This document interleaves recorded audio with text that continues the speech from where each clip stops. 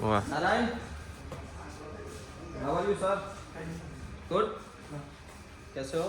ठीक है। ये बेडशीट कहाँ गया? अच्छा ऐसे ही है, कोई बात नहीं। ये लक्ष्मी नारायण है, साउथ से। अभी तक उनका परिवार नहीं मिल रहा है, पर कोशिश जारी है।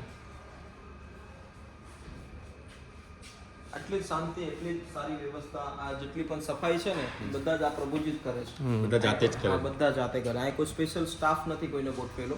આ દરેક ભગવાનને અલગ અલગ ડિપાર્ટમેન્ટ આપેલા છે કે જે કોઈ ગૌશાળા સંભાળે છે, કોઈ રસોઈઘર સંભાળે છે, કોઈ સફાઈનું કામ કરે છે, કોઈ વોશિંગ ડિપાર્ટમેન્ટ છે.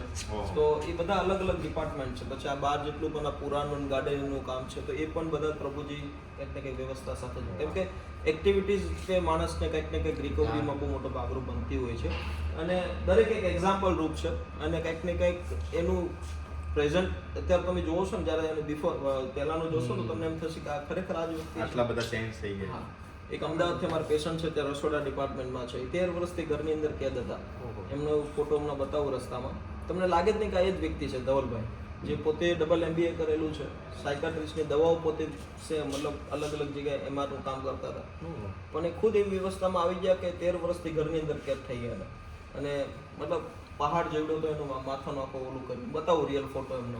પછી અમારા મહુવા બ્રધર છે, પોતે વેપારી વ્યક્તિ છે, પણ કંઈક ને કંઈક અત્યારે બહુ સારા ભાવથી અહીંયા જીવી રહ્યા છે.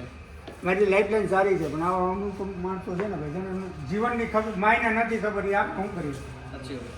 કોકને નડીશ, ખુદને નડેશ, બીજાને નડીશ. સાચી વાત.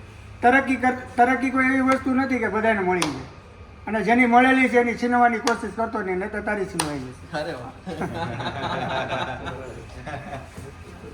એક અલગ ડાયરો જો ભાઈ. કરેક્ટ ટાઈમ ને મજા આવે આમની જોડે. એમને કીધું ને કે તમારો સ્ટુડિયો બહુ સારો છે. મળેલા છીએ ભાઈ, બધાને તો નહીં કહેવા બેસે આમથી કે માણસોની ઘણા માણસ છે ને પોતે આગળ વધી જાય પછી પાછળ ભૂલી જાય અને આપણે આગળ વધ્યા પછી પાછળ નથી ભૂલતા, એટલે હંમેશા આગળ જઈએ તો પાછળ ન હોય.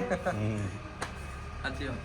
તો પછી બહુ સરસ મોટિવેશન છે. બીજા તમે વાત કરો તમારાથી તો કેટલા બધા લોકો आई શીખે मीडिया છે. रिव्यूज है गुजराती मेरे को कम आ रही है. वैसे भी एक बात बताऊं कि हिंदुस्तान पीपल्स में ऑर्डिनरी करके गांव खेड़े के अंदर मतलब आज भी मतलब सोच है वो पुरानी है. पुरानी सोच के बाहर उसको लाना है तो बहुत टाइम लगता है. तो हम लोगों ने इसको बाहर निकाला है और उससे ज़्यादा बाहर निकालने की कोशिश भी कर रहे हैं लेकिन वापस उसके डीप में ही चले जाते तो क्या कर सकते हैं. મજા આવેગી તમારી સાથે વાતચીત કરવાની. તો દોસ્તો અત્યારે ગુજરાત ફર્સ્ટ અને અમને આખી પૂરી ટીમ સોશિયલ મીડિયા આશ્રમની મુલાકાતે આવ્યા છે. અમારા જયદીપભાઈ, જયેશભાઈ, જેડીભાઈ.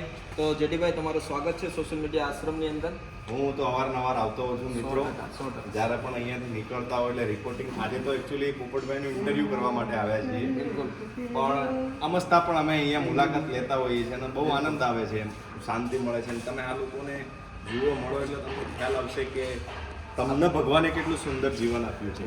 બિલકુલ સાચી વાત છે. આખી પૂરી ટીમ છે. તમારું નામ શું બતાવ્યું? ઉમંગ રાવલ છે. ઉમંગભાઈ. પહેલી વખત આવે છે ભાઈ આપણા આશ્રમે. આપ જે કરો એટલે જોતા પહેલાં તો આખું ભરે ને પછી એમ થાય કે તમારા જેવી હિંમત, તમારા જેવી ભાવના અને તમારા જેવી લાગણી ભગવાન કોઈની અંદર આપે. આ રાજ્યની પણ દેશની અંદર કે દુનિયાની અંદર કોઈ આવા પરિસ્થિતિ કોઈને પણ ઊભી નથી. બિલકુલ બિલકુલ ભાઈ, અને ખૂબ આનંદ થયો. આખી જ પૂરી ટીમ, અમારા મહેમાનો પણ સાથે છે. જય શ્રી રામ સર.